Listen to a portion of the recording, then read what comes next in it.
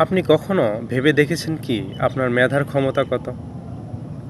নিজেকে প্রশ্ন করুন আর ভাবুন, আপনি যা করছেন এর চাইতে হাজার গুণ ভালো কিছু করতে পারবেন এবং সেটা আপনিই পারবেন।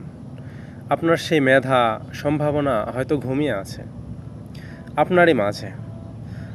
তাই শুধু নিজের মেধা ও যোগ্যতার প্রতি বিশ্বাস রাখতে হবে এবং নেমে যেতে হবে কাজে। করতে হবে ব্যতিক্রম এবং ভিন্ন ধর্মীয় কিছু। আপনার অন্যের বিস্ময় দেখে বাহবা দিচ্ছেন।